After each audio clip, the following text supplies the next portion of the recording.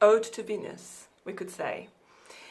Brilliant, magnificent, intriguing Venus is the most extraordinary vision in the night sky, or even in the day sky at certain times of the year, apart from the sun and the moon.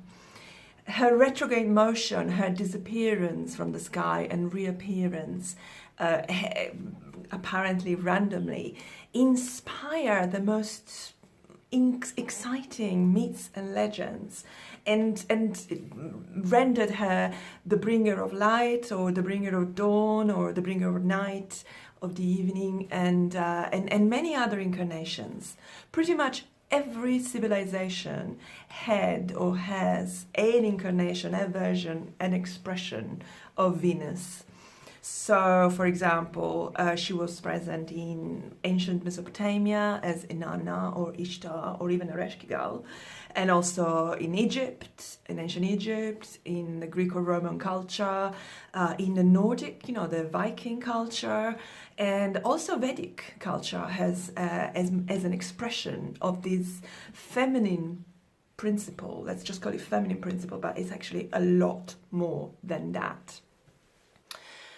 So, interestingly though, with the advent of Christianity, the symbology of Venus has changed a lot, has been domesticated, you could say. So Venus has become just love and beauty and everything nice and sugar and spice and so on, losing a lot of their more sexual and warlike and vengeful elements or expressions that she most certainly had in her origins, in her origin myths.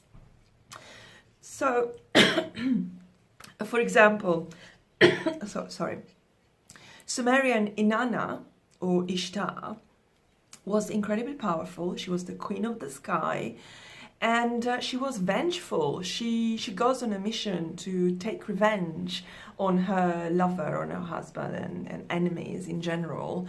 And so she was actually the goddess of love, and she's often pictured with lions and going to war in a war chariot with a war attire. So not just pretty, not just a pretty face, as we say in this day and age. Similarly, if we think of Freya in the Viking mythology or Norse mythology, she was quite passionate, she was wild, she was strong, powerful as well. But interestingly, as well as signifying love and beauty, she also signified death, interestingly, which we kind of lost, admittedly, in our current view of Venus. But no matter the manifestation or the expression of Venus through civilization, through cultures, what she does represent, what's the essence of Venus is the awakening of the feminine in all of us, whether female, male, or biologically speaking. So, but let's dig a little bit more into what this means exactly. So it doesn't mean just the sex, but it means a lot more than that. So for starters, just at a very high level, Venus in astrology represents where and how we get pleasure out of life. Quite simply, that's what it is. So it is our cravings, it is our magnetism, but it's also our sense of self-worth. Very important. So to go into more detail, more examples is our personal touch.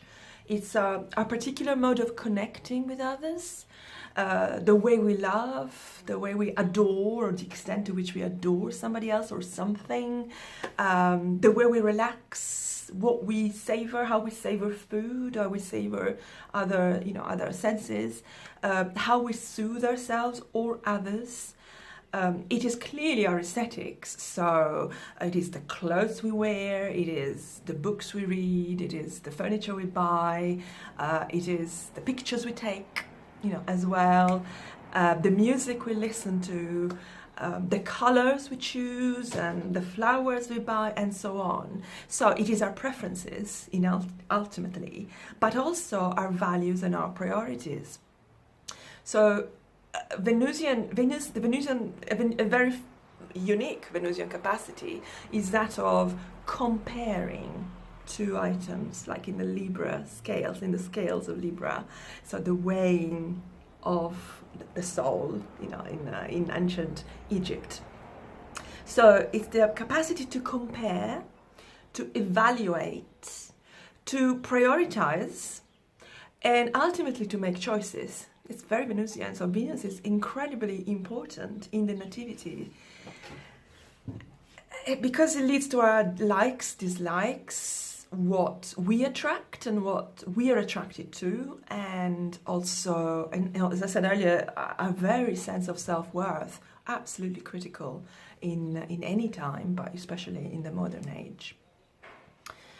It is also the capacity to and willingness to give, whether of time, affection, money, and it does absolutely signify love in both its romantic and also physical expressions. But it's not the only planet that does that. Very important to note. And I will go into the other planet in other videos, other planets rather, in other videos.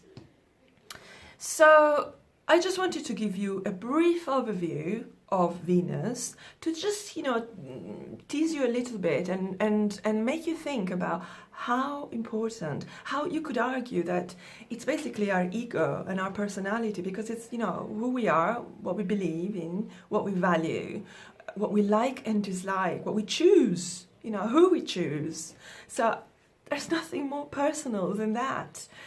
So I am super curious, I'm super keen to hear about your very own Venus. First of all, I'd like to hear what sign it is in, what house, if you know that, if it's an aspect with other planets or points in your nativity.